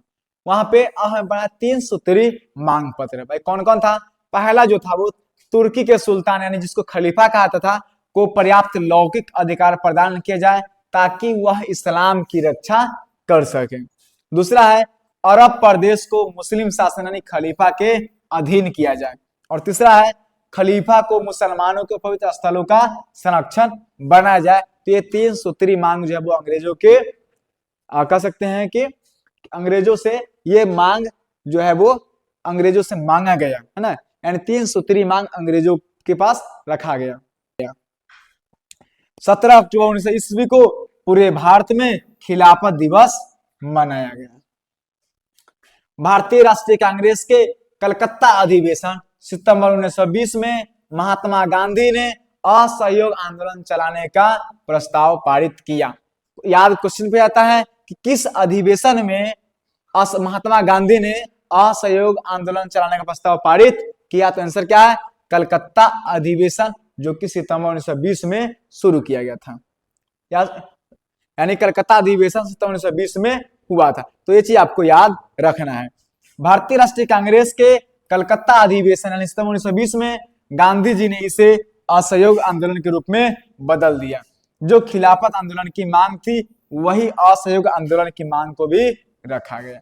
यानी कह सकते हैं कि खिलाफत आंदोलन का ही एक स्टैंडर्ड फॉर्म क्या था, हमारा असहयोग आंदोलन था। तो असहयोग आंदोलन 1920 से 1922। असहयोग आंदोलन महात्मा गांधी के नेतृत्व में शुरू किया गया प्रथम जन आंदोलन था। ये चीज आपको याद रखना है कि यह क्या था, प्रथम जन आंदोलन था। प्रथम जन आंदोलन था। प्रथम जन आंदोलन था। यानी असहयोग आंदोलन क्या था, प्रथम जन आंदोलन था। क्यों प्रथम जन आंदोलन था, क्योंकि असहयोग आंदोलन में पूरा देश भाग लिया था। हिंदू मुस्लिम सिख ईसाई यानी कि सभी लोगों ने मिलकर क्या किया था, अंग्रेजों के प्रति ये लड़ाई में भाग लिया था, इस आंदोलन में भाग लिया था। असहयोग आंदोलन के कारण क्या थे, सबसे पहला हमारा वही था खिलाफत का मुद्दा। उसके बाद पंजाब में सरकार की बर्बर कार्रवाइयों के विरुद्ध न्याय प्राप्त करना, जिसे हम क्या कहते हैं, जालियांवाला बाग हत्याकांड। जालियांवाला बाग हत्याकांड यानी उसके विरुद्ध जो है वो जो कार्रवाई यानी जो भारतीयों के विरुद्ध जो कार्रवाई हुआ था जलियांवाला बाग में, उसके प्रति न्याय प्राप्त करना। और तीसरा हमारा क्या था, स्वराज प्राप्ति करना। तो ये हमारे असहयोग आंदोलन के 3 मुख्य कारण थे। 1 अगस्त 1920 ईस्वी को महात्मा गांधी के नेतृत्व में असहयोग आंदोलन की शुरुआत हुई। 12 फरवरी 1922 को गांधी जी के निर्णयानुसार आंदोलन को स्थगित कर दिया गया। चौरी चौरा नाम के एक जो घटना हुआ था, उससे एक कारण क्या किया, इस आंदोलन को जो है वो खत्म कर दिया गया था। इस आंदोलन में 2 तरह के कार्यक्रम को अपनाया गया। पहला कार्यक्रम के अंतर्गत अंग्रेजी सरकार को कमजोर करने और नैतिक रूप से पराजित करने के लिए उपाधियों और अवैतनिक पदों का त्याग करना, सरकारी और गैर सरकारी समारोहों का बहिष्कार करना, सरकारी स्कूलों एवं कॉलेजों का बहिष्कार करना, विधान परिषद के चुनावों का बहिष्कार, विदेशी वस्तुओं का बहिष्कार के साथ साथ मेसोपोटामिया में नौकरी से इनकार करना शामिल था। यानी असहयोग आंदोलन का जो अगर हम समझेंगे, इसका मतलब क्या है, असहयोग यानी अंग्रेजों को अपने प्रशासन यानी कि शासन चलाने में सहयोग नहीं करना, क्योंकि भारतीय अंग्रेज शासन चला रहे थे, वो इतना सक्षम नहीं थे कि अकेले पूरे भारत पे राज कर सकते थे। तो उन्होंने क्या करता, भारतीय लोगों का जो है वो सहयोग से ही वो कहीं ना कहीं चल रहा था। तो महात्मा गांधी ने क्या कहा कि हमें अब अंग्रेजों को कोई भी सहयोग नहीं करना है। इसलिए उन्होंने क्या किया, सबसे पहले कहा कि जिनको भी कोई भी उपाधि वगैरह दिया है तो उनको अपना क्या करना है, उपाधि को त्याग देना है, छोड़ देना है। अवैतनिक पद यानी जिन पदों के लिए जिन कामों के बदले वहां पे पैसा नहीं मिलता है, उनको भी त्याग कर देना है। किसी भी सरकारी और गैर सरकारी समारोह वगैरह हो रहा है उसमें भी भाग नहीं लेना, उसका बहिष्कार करना है। न ही सरकारी स्कूल और कॉलेज में पढ़ना है। विधान परिषद के चुनावों क्या करना है, बहिष्कार करना है। विदेशी वस्तुओं का बहिष्कार करना है, जिससे क्या हो, अंग्रेजों को भारतीयों की शक्ति का पता चले। एक तो ये था। दूसरे कार्यक्रम के अंतर्गत न्यायालय के स्थान पर पंचों का फैसला मानना, यानी हमें न्यायालय का फैसला नहीं मानकर हमें किसका फैसला मानना है, तो पंचों का फैसला मानना है। राष्ट्रीय विद्यालय एवं कॉलेजों की स्थापना, क्योंकि हम सरकारी स्कूल और कॉलेज का बहिष्कार कर रहे थे तो बच्चों को पढ़ने में दिक्कत ना हो, इसके जगह पे राष्ट्रीय विद्यालय एवं कॉलेज की स्थापना का भी उसमें कार्यक्रम था। स्वदेशी को अपनाना, यानी विदेशी वस्तु को अगर नहीं अपनाना है तो काम कैसे चलेगा, तो हमें स्वदेशी चीजों को अपनाना है। चरखा खादी को लोकप्रिय बनाना। तो इस तरह का कार्यक्रम जो है असहयोग आंदोलन में अपनाया गया था। तो यहाँ पे 2 तरह का कार्य था। आंदोलन के दौरान राष्ट्रीय विद्यालयों, जामिया मिलिया इस्लामिया, अलीगढ़ मुस्लिम विश्वविद्यालय और काशी विद्यापीठ जैसे शैक्षणिक संस्थानों की स्थापना हुई। मोतीलाल नेहरू और चित्तरंजन दास जैसे बड़े बड़े बैरिस्टर ने अपनी चलती वकालत छोड़कर आंदोलन में नेतृत्व प्रदान किया। प्रिंस ऑफ वेल्स का स्वागत 17 नवंबर 1921 को मुंबई में राष्ट्रव्यापी हड़ताल के साथ किया गया। सरकार ने आंदोलन को गैर कानूनी करार देते हुए लगभग 30,000 आंदोलनकारियों को गिरफ्तार कर लिया।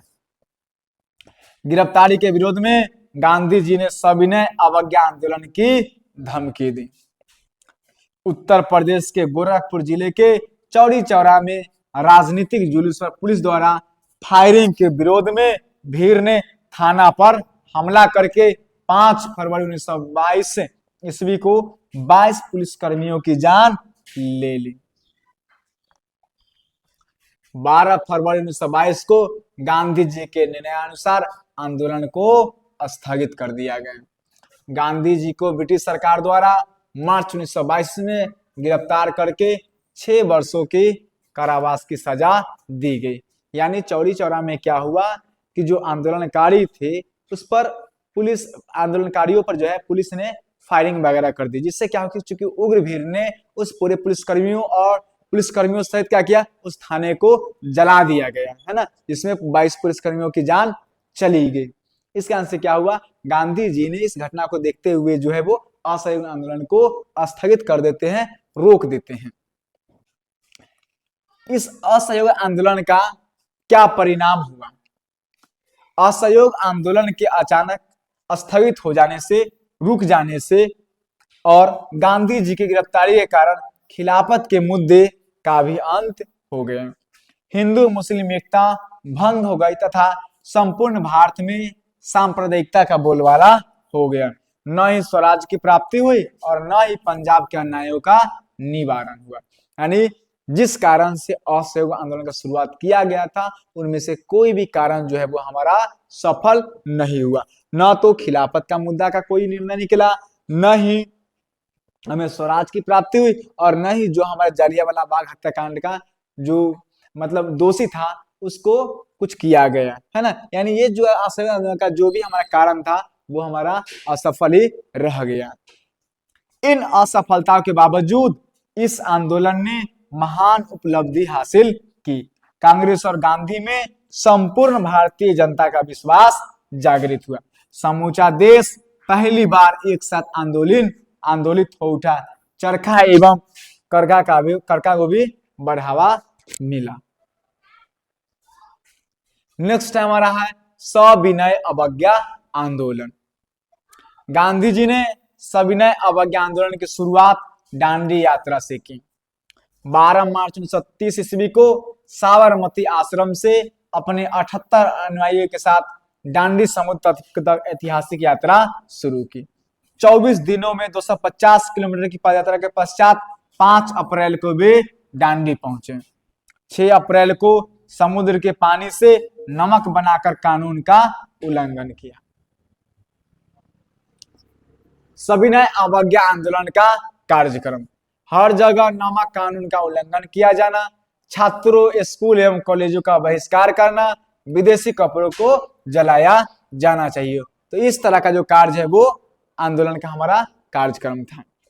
सरकार को कोई कर नहीं अदा किया जाना चाहिए, औरतों को शराब के दुकानों के आगे धरना देना चाहिए, वकील अदालत छोड़े तथा सरकारी कर्मचारी पद त्याग करे, हर घर में लोग चरखा काटे तथा सूत बनाए। इन सभी कार्यक्रमों में सत्य एवं अहिंसा को सर्वोपरि रखा जाए, तभी पूर्ण स्वराज की प्राप्ति हो सकती है। यानी इस तरह कार्यक्रम हमारा सविनय अवज्ञा आंदोलन का था। ध्यान रखना है, कहीं भी गांधी जी ने हिंसा की बात नहीं की है। उन्होंने हमेशा सत्य और अहिंसा के साथ ही इन आंदोलनों को चलाने की बात कही है। नेक्स्ट है हमारा गांधी इरविन पैक्ट। सविनय अवज्ञा आंदोलन की व्यापकता ने अंग्रेजी सरकार को समझौता करने के लिए बाध्य किया। सरकार को गांधी के साथ समझौता करनी पड़ी, जिसे गांधी इरविन पैक्ट के नाम से जाना जाता है। इसे दिल्ली समझौता के नाम से भी जाना जाता है। यानी सविनय अवज्ञा आंदोलन को देखते हुए अंग्रेजी सरकार क्या हुई, हिल गई। यानी पूरे भारतीय लोगों ने इस प्रकार से आंदोलन में भाग लिया कि अंग्रेजी सरकार को भारतीय की जो शक्ति है उसका अंदाजा हुआ, जिससे वो मजबूर होकर गांधी जी से बात करने के लिए बुलाते हैं, जिसे हम क्या कहते हैं, गांधी इरविन पैक्ट कहते हैं। यह समझौता 5 मार्च 1931 को गांधी जी और लॉर्ड इरविन के बीच हुई। इसके तहत गांधी जी ने आंदोलन को स्थगित कर दिया तथा द्वितीय गोलमेज सम्मेलन में भाग लेने हेतु सहमत हो गए। गांधी जी ने द्वितीय गोलमेज सम्मेलन में भाग लिया, परंतु वहां किसी मुद्दे पर सहमति नहीं बन सकी, अतः वह निराश वापस लौट गए। दूसरी ओर ब्रिटिश सरकार ने दमन का सिलसिला तेज कर दिया था। तब गांधी जी ने दोबारा सविनय अवज्ञा आंदोलन को प्रारंभ किया। इसमें पहले जैसा धार एवं उत्साह नहीं था। देखिए, किसी भी चीज को एक बार खत्म करने के बाद फिर से उसको शुरू किया जाता है तो उसमें पहले जैसा जो है कह सकते उत्साह नहीं रहता है। तो गांधी जी जब वहां से आए दोबारा गोलमेज सम्मेलन से भाग लेकर, तो चूंकि वहां पे कोई भी समझौता, किसी भी समझौते पे बात नहीं बन पाया, तो उन्होंने दोबारा इस आंदोलन को शुरुआत किया, लेकिन उसमें उतना ज्यादा लोगों ने रुचि नहीं दिखाया, जिससे 1934 ईस्वी में आंदोलन पूरी तरह से वापस ले लिया गया। नेक्स्ट है हमारा चंपारण आंदोलन या चंपारण सत्याग्रह भी इसे कहेंगे। बिहार के नील उत्पादक किसानों की स्थिति बहुत दयनीय थी। यहाँ नीलहे गोरों द्वारा 3 कठिया व्यवस्था प्रचलित थी, जिसमें किसानों को अपने भूमि के 3/20 हिस्से पर नील की खेती करनी पड़ती थी। यह सामान्यतः उपजाऊ भूमि होती थी। किसान नील की खेती करना नहीं चाहते थे क्योंकि इससे भूमि की उर्वरता कम हो जाती थी। 1908 में 3 कटिया व्यवस्था में सुधार लाने की कोशिश की थी, परंतु इससे किसानों की गिरती हुई हालत में कोई परिवर्तन नहीं हुआ। नीलों के इस अत्याचार से किसान क्या थे? त्रस्त थे। इसी समय 1916 में कांग्रेस के लखनऊ अधिवेशन में चंपारण के ही एक किसान राजकुमार शुक्ल ने सबका ध्यान समस्या की ओर आकृष्ट कराया तथा महात्मा गांधी को चंपारण आने का अनुरोध किया। किसानों की मांग को लेकर 1917 में महात्मा गांधी ने चंपारण आंदोलन की शुरुआत की। गांधी जी के दबाव पर सरकार ने चंपारण एग्रेरियन कमेटी का गठन किया। गांधी जी भी इस कमेटी के सदस्य थे। इस कमेटी के सिफारिश पर ब्रिटिश सरकार ने किसानों पर से 3 कटिया व्यवस्था और अन्य कर भी समाप्त कर दिए। नेक्स्ट हमारा है खेरा आंदोलन। गुजरात के खेरा जिला में किसानों ने लगान माफी के लिए आंदोलन चलाया। महात्मा गांधी ने लगान माफी के लिए किसानों की मांग का समर्थन किया क्योंकि 1917 में अधिक बारिश के कारण खरीफ की फसल को व्यापक क्षति पहुंची थी। लगान कानून के अंतर्गत ऐसी स्थिति में लगान माफी का प्रावधान नहीं था। 22 जून 1918 को यहाँ गांधी जी ने सत्याग्रह का आह्वान किया जो 1 महीने तक जारी रहा। इसी बीच रबी की फसल होने तथा सरकार द्वारा भी दमनकारी उपाय समाप्त करने की स्थिति काफी बदली और गांधी जी ने सत्याग्रह समाप्त करने की घोषणा कर दी। इस सत्याग्रह के द्वारा गुजरात के ग्रामीण क्षेत्र में भी किसानों में अंग्रेजों की शोषण मूलक कानूनों का विरोध करने का साहस जगा। नेक्स्ट विद्रोह है हमारा मोपला विद्रोह। आधुनिक केरल राज्य के मालाबार तट पर किसानों का एक बहुत बड़ा विद्रोह हुआ जिसे मोपला विद्रोह कहा जाता है। मोपला स्थानीय पट्टेदार और खेतिहर थे जो इस्लाम धर्म के अनुयायी थे, जबकि स्थानीय नंबूदरी एवं नायर भूस्वामी उच्च जातीय हिंदू थे। अन्य भूस्वामियों की तरह उन्हें भी सरकारी संरक्षण प्राप्त था। पुलिस एवं न्यायालय इनका समर्थन करती थी। 1921 ईस्वी में एक नई स्थिति उत्पन्न हुई जब कांग्रेस ने किसानों के हित में भूमि एवं राजस्व सुधारों की मांग की ओर खिलाफत आंदोलन को समर्थन दे दिया। इस नई स्थिति से उत्साहित होकर मोपला विद्रोहियों ने एक धार्मिक नेता अली मुसालियार को अपना राजा घोषित कर दिया और सरकारी संस्थाओं पर हमले आरंभ कर दिए। परिस्थिति की गंभीरता को देखते हुए अक्टूबर 1921 ईस्वी में विद्रोहियों के खिलाफ सैनिक कार्रवाई आरंभ हुई। दिसंबर तक 10,000 से अधिक विद्रोही मारे गए और 50,000 से अधिक बंदी बना लिए गए। इस प्रकार यह विद्रोह धीरे धीरे समाप्त हो गया। नेक्स्ट है हमारा बारदोली सत्याग्रह। फरवरी 1928 में गुजरात के बारदोली तालुका में लगान वृद्धि के खिलाफ किसानों में असंतोष की भावना जागृत हुई। सरकार द्वारा गठित बारदोली जांच आयोग की सिफारिशों से भी किसान असंतुष्ट रहे और उन्होंने सरकार के निर्णय के विरुद्ध आंदोलन छेड़ा। इसमें सरदार वल्लभ भाई पटेल की निर्णायक भूमिका रही। इसी अवसर पर उन्हें सरदार की उपाधि दी गई। किसानों के समर्थन में बंबई में रेलवे हड़ताल हुई। के मुंशी और लालजी नारंगी ने आंदोलन के समर्थन में बंबई विधान परिषद की सदस्यता से त्यागपत्र दे दिया। सरकार को ब्लूमफील्ड और मैक्सवेल के नेतृत्व में नई जांच समिति का गठन करना पड़ा। नई जांच समिति ने इस वृद्धि को अनुचित माना। अंततः सरकार को लगान की दर कम करनी पड़ी। यह आंदोलन सफल ढंग से संपन्न हुआ। तो हम देख रहे हैं किस प्रकार से अंग्रेजों के प्रति भारत के विभिन्न क्षेत्रों में किस प्रकार से आंदोलन या फिर जो विद्रोह है वो उठा और अंग्रेजों द्वारा इसे किस प्रकार से दबाया गया, या कह सकते हैं भारतीयों में किस प्रकार से जो है वो राष्ट्रवाद की भावना उत्पन्न हो रही थी। नेक्स्ट है हमारा किसान सभा का गठन। 1922-23 में मुंगेर में शाह मोहम्मद जुबैर के नेतृत्व में किसान सभा का गठन हुआ। 1928 में स्वामी सहजानंद सरस्वती ने बिहटा में तथा 1929 में सोनपुर में किसान सभा का गठन किया। 11 अप्रैल 1936 को लखनऊ में अखिल भारतीय किसान सभा का गठन हुआ। फिर हम देखते हैं मजदूर आंदोलन। यूरोप में औद्योगिकरण और मार्क्सवादी विचारों का प्रभाव भारत में भी पड़ा, जिसके फलस्वरूप औद्योगिक प्रगति के साथ साथ मजदूर वर्ग में चेतना जागृत हुई। 1917 में अहमदाबाद में प्लेग की महामारी के कारण मजदूरों को शहर छोड़कर जाने से रोकने के लिए मिल मालिकों ने उनके वेतन में वृद्धि कर दी, लेकिन महामारी खत्म होने पर ये जो वृद्धि की गई थी उसको समाप्त कर दी गई। 1920 को कांग्रेस पार्टी ने all India trade union Congress की स्थापना की। राष्ट्रीय आंदोलन में यह मजदूरों का समर्थन जारी रहा। नेक्स्ट है हमारा जनजातीय आंदोलन। 19वीं शताब्दी की तरह 20वीं शताब्दी में भारत के अनेक भागों में आदिवासी आंदोलन होते रहे, जैसे 1916 के रंपा विद्रोह, 1914 के खोन विद्रोह, 1914 से 1920 तक की ईस्वी जतरा भगत के नेतृत्व में कई विद्रोह हुए। यानी कि जो अंग्रेजों के प्रति जो लड़ाई था, जो आंदोलन हो रहा था, उसमें जनजाति भी जो है वो भी भाग ले रहे थे। बहुत सारे जनजातीय आंदोलन हुए, जिसमें हमारा 1916 के रंपा विद्रोह, 1914 के खोन विद्रोह, 1914 से 1920 तक जतरा भगत के नेतृत्व में क्या हुआ, बहुत सारे विद्रोह हुए जो अंग्रेजों की जो नीति थी उसके विरोध में थी।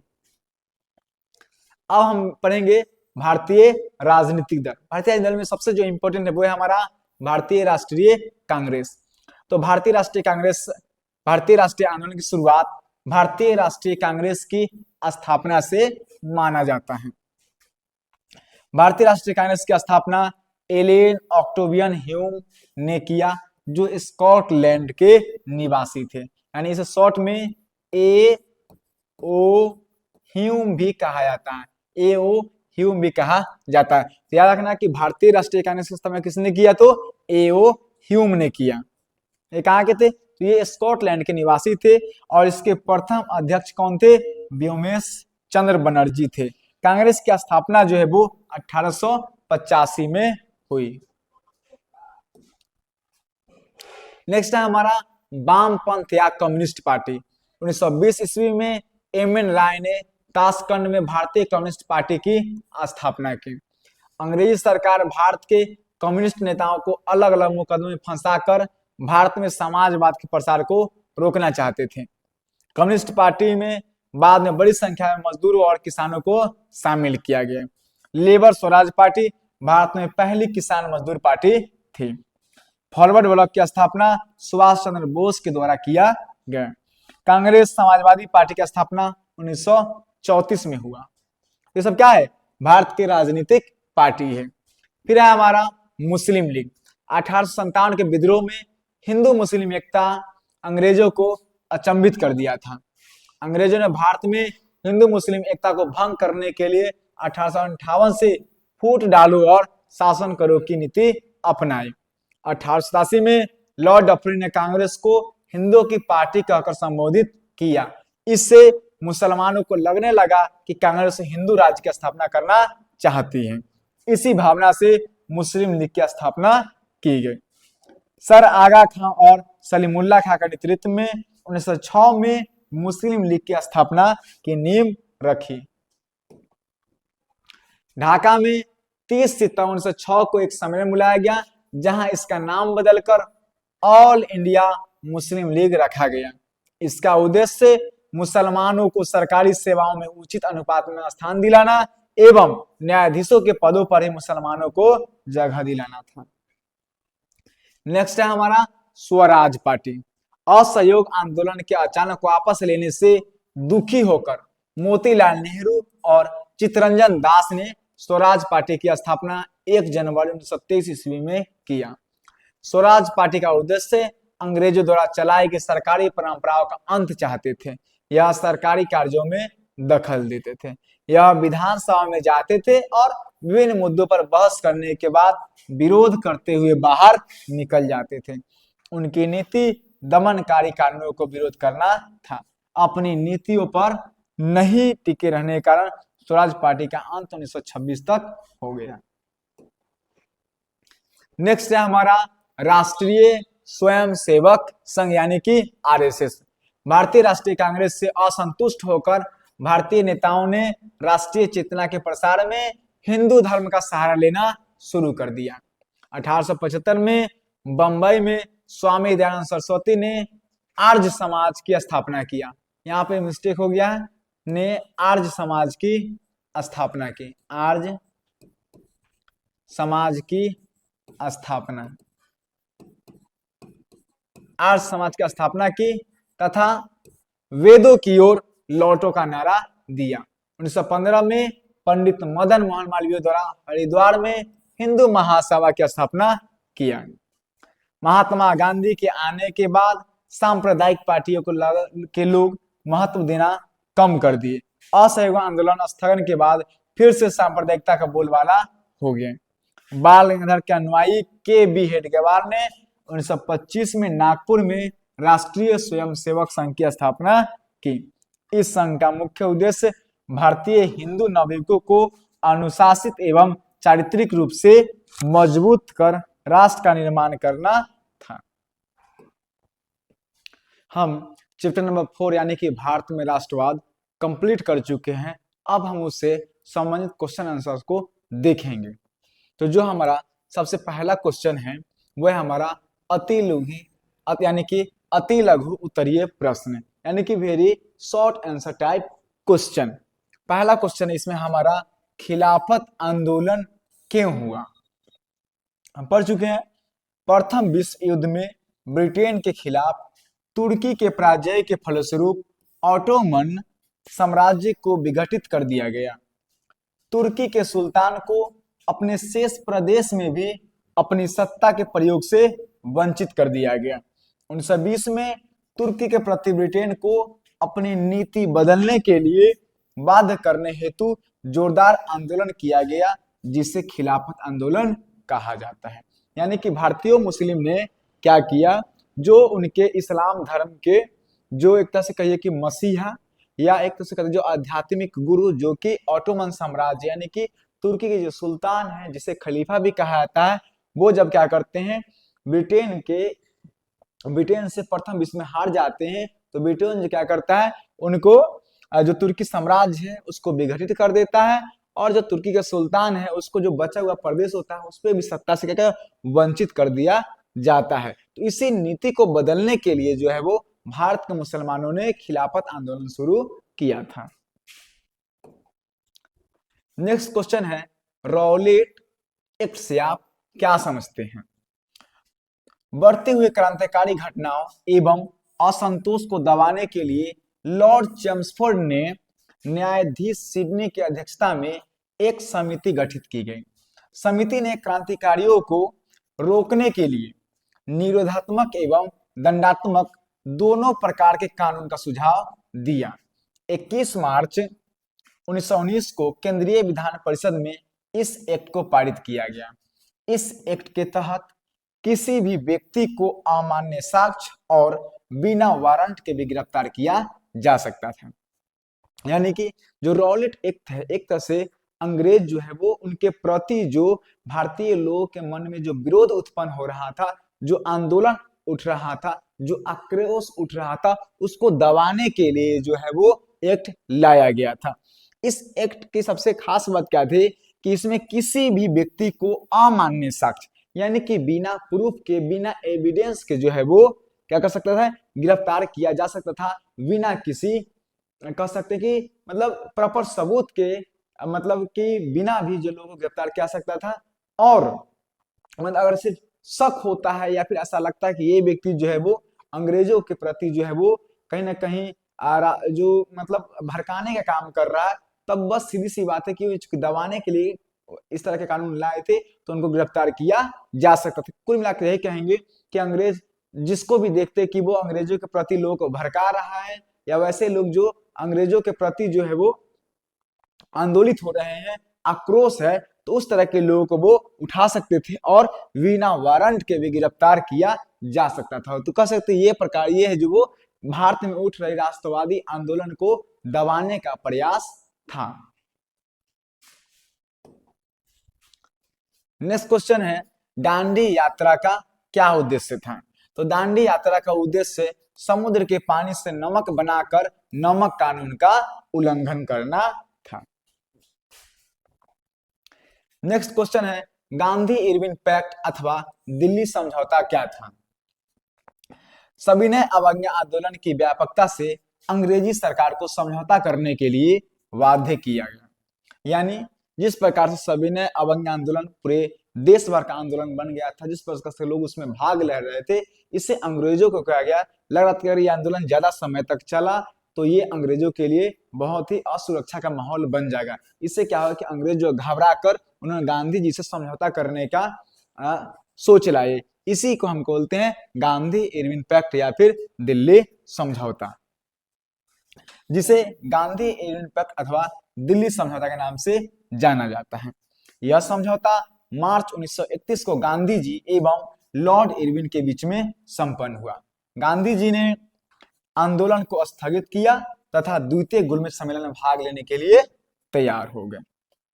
यानी सविनय अवज्ञा आंदोलन की व्यापकता को देखते हुए जो है अंग्रेज वो घबरा गए थे और ये आंदोलन और ज्यादा उग्र न हो जाए, ये आंदोलन और ज्यादा न बढ़ जाए, इसलिए इन्होंने क्या किया था, गांधी जी से समझौता करने के लिए ये गांधी इरविन पैक्ट या फिर दिल्ली समझौता किया था। ये किसके बीच में हुआ था? तो ये गांधी जी एवं लॉर्ड इरविन के बीच में समझौता संपन्न हुआ था।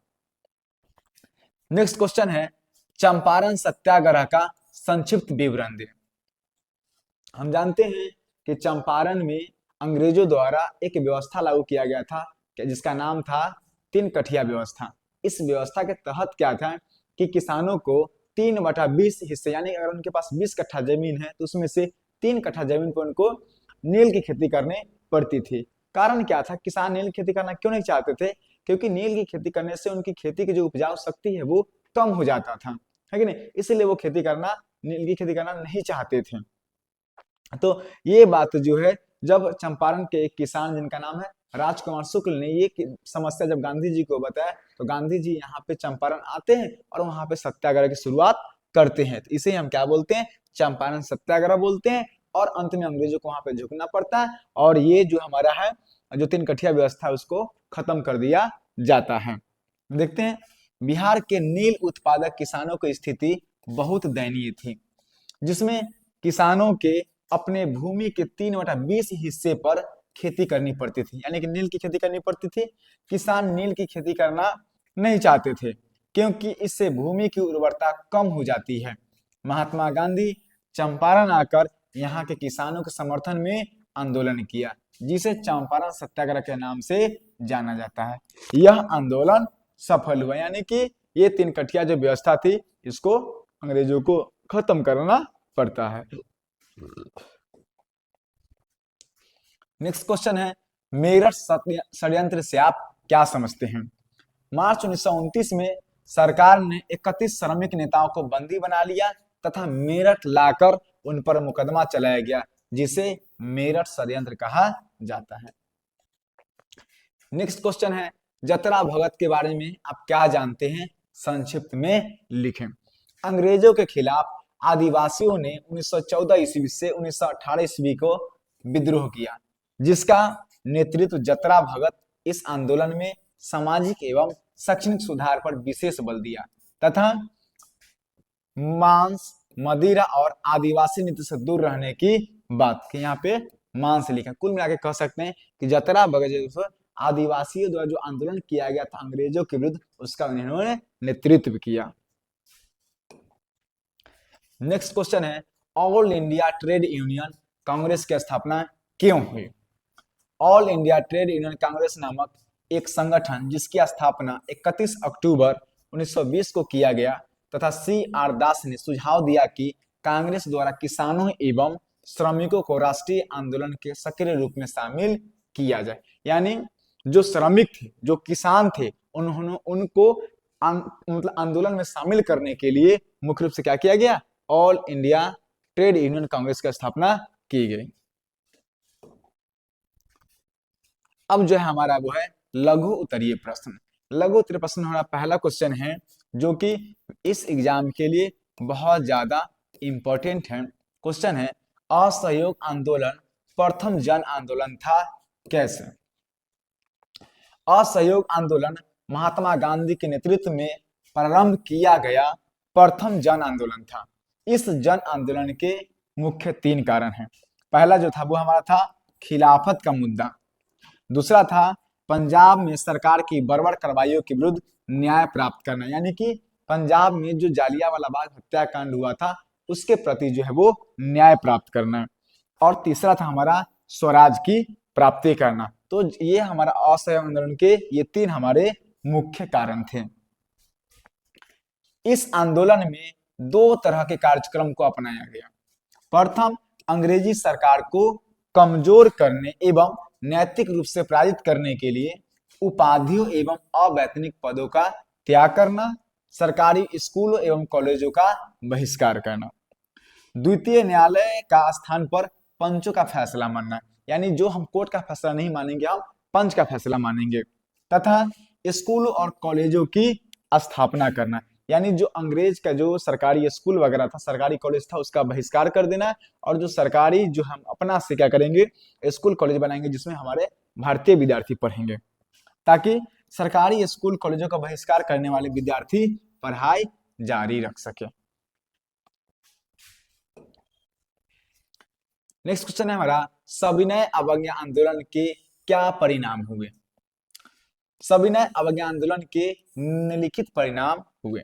पहला है, गांधी जी ने सविनय अवज्ञा आंदोलन की शुरुआत दांडी यात्रा से की। आंदोलन में महिलाओं ने बढ़ चढ़ के हिस्सा लिया।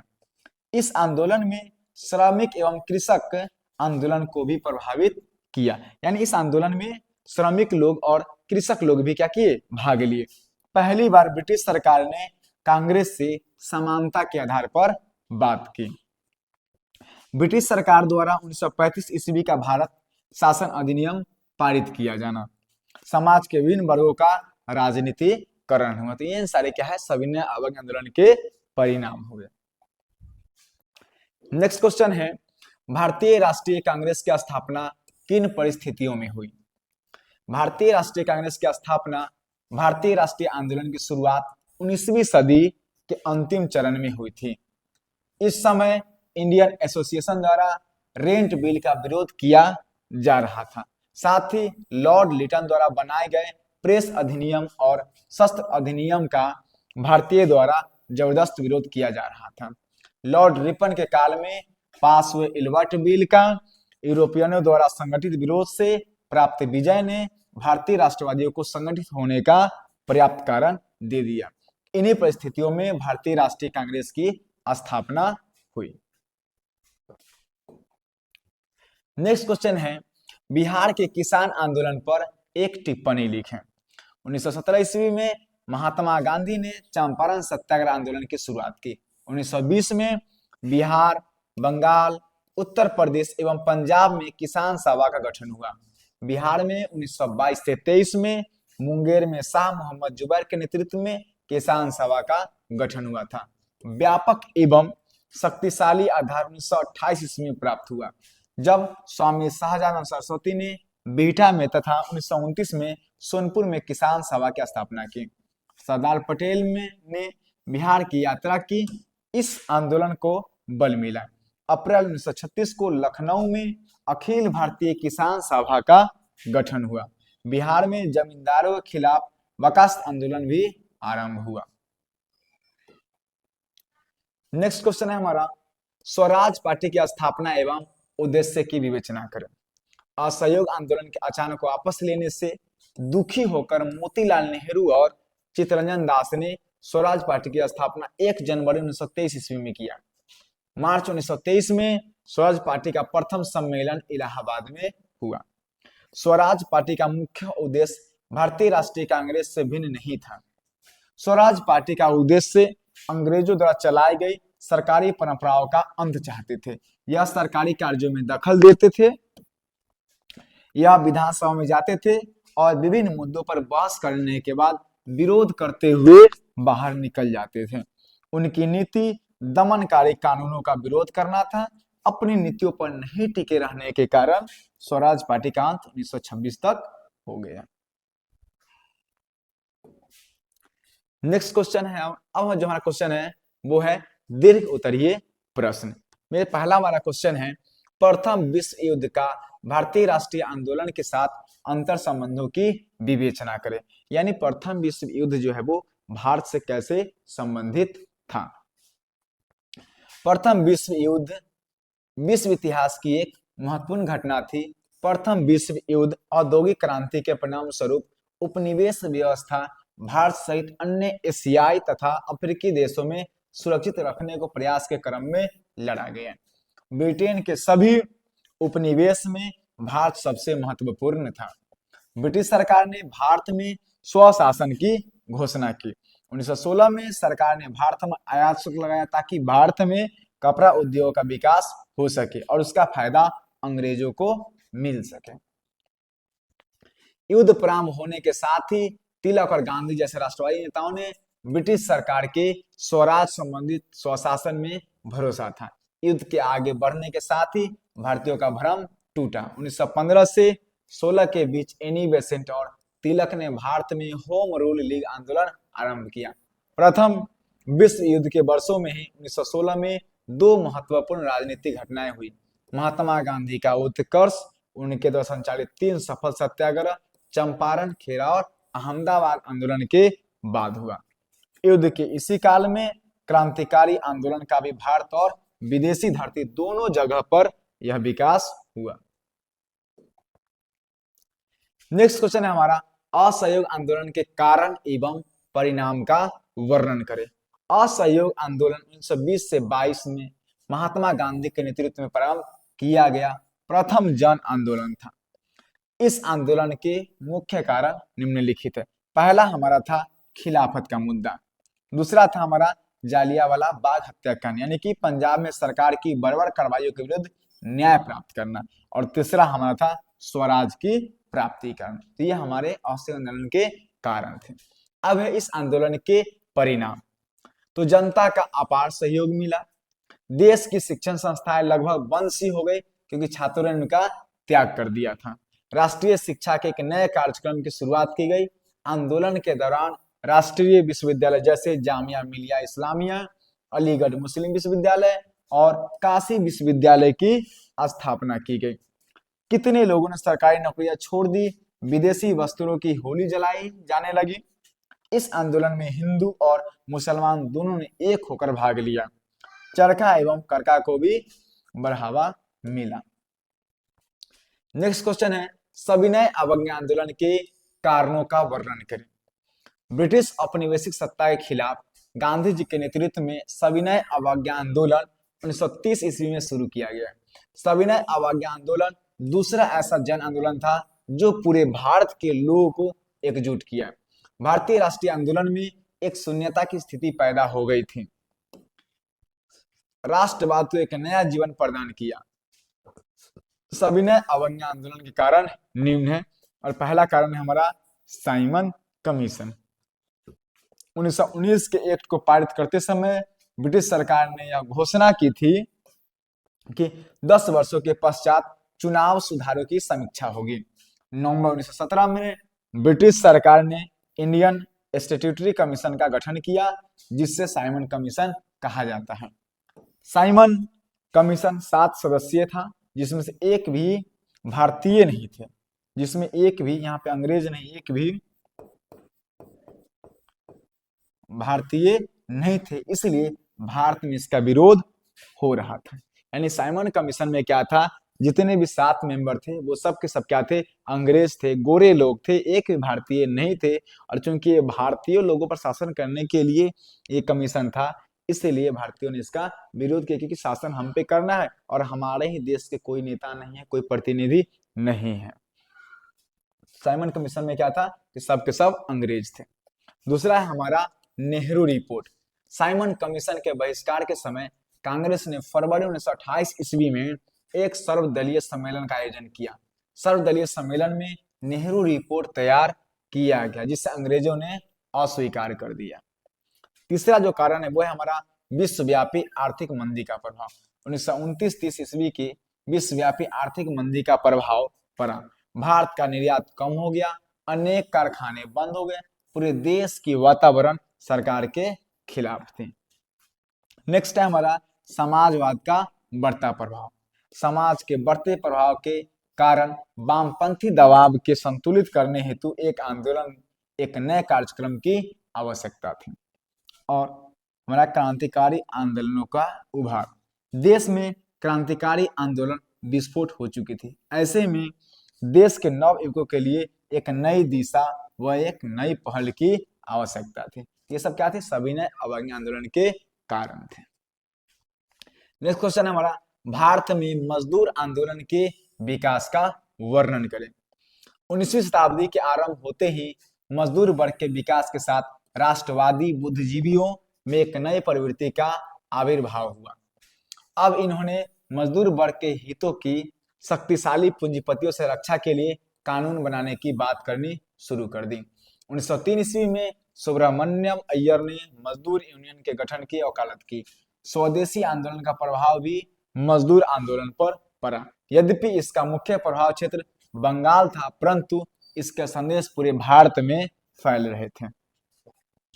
अहमदाबाद गुजरात के एक महत्वपूर्ण औद्योगिक नगर के रूप में विकसित हो रहा था। 1917 में अहमदाबाद में प्लेग फैला, अधिकांश मजदूर भागने लगे। मिल मालिकों ने उन्हें रोकने के लिए साधारण मजदूरी का 50% बोनस देने की बात कही, परंतु बाद में उन्होंने बोनस देने से मना कर दिया। इसका श्रमिकों ने विरोध किया।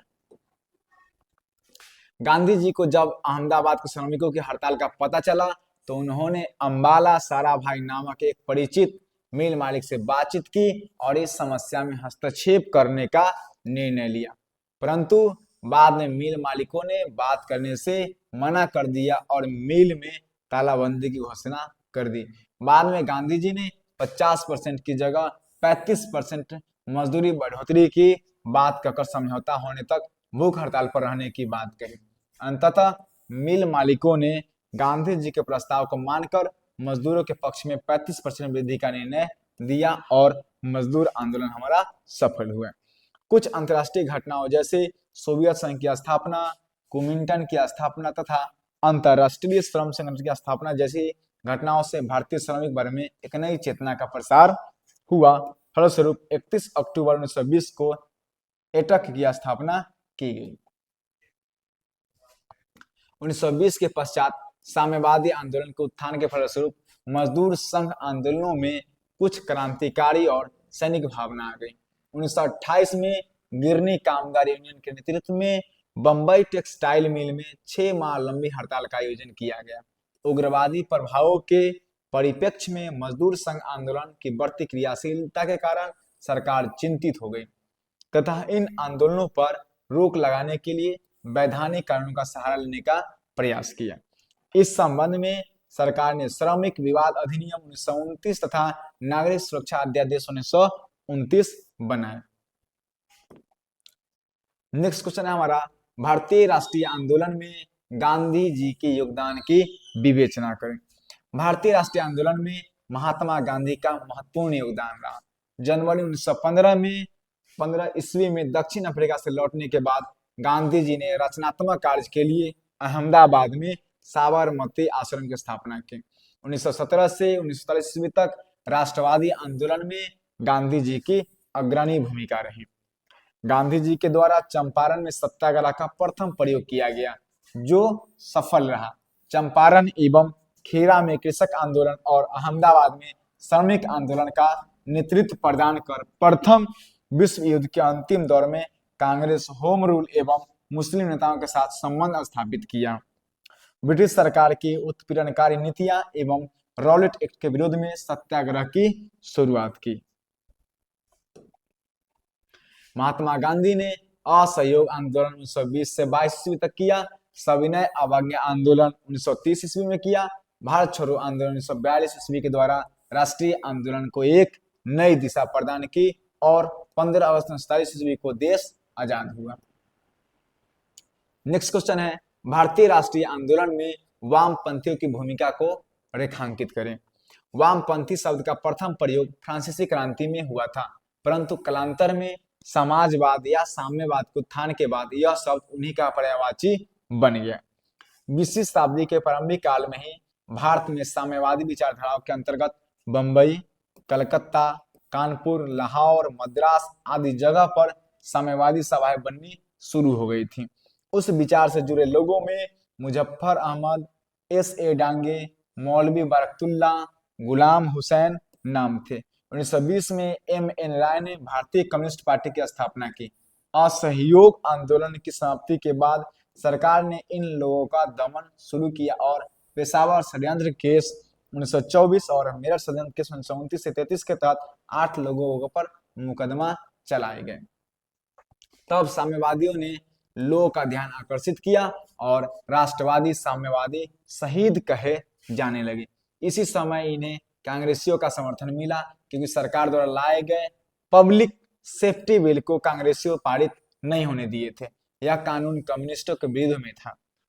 इस तरह अब साम्यवादी आंदोलन प्रतिष्ठित होता जा रहा था कि दिसंबर 1925 में सत्यभक्त नामक व्यक्ति ने भारतीय कम्युनिस्ट पार्टी की स्थापना कर डाली। अब तक कई मजदूर संघ का गठन हो चुका था। 1920 में एटक यानी all India trade union Congress की स्थापना हो गई थी। 1926 में इसमें विभाजन हो गया और 1929 में M.N. जोशी ने AITUF का गठन कर लिया। भारतीय स्तर पर दिसंबर 1928 में भारतीय मजदूर किसान पार्टी बने। अब इंग्लैंड के साम्यवादी दल ने भी भारतीय कम्युनिस्ट पार्टी में दिलचस्पी लेना शुरू किया। धीरे धीरे वामपंथ का प्रसार मजदूर संघों पर बढ़ रहा था। सविनय अवज्ञा आंदोलन के दौरान साम्यवादियों ने अपनी चाल चलनी शुरू की। उन्होंने कांग्रेस का विरोध शुरू किया, क्योंकि कांग्रेस उद्योगपतियों और जमींदारों का समर्थन कर रही थी, जो मजदूरों का शोषण करते थे। धीरे धीरे कांग्रेस और कम्युनिस्ट पार्टी का संबंध टूट गया।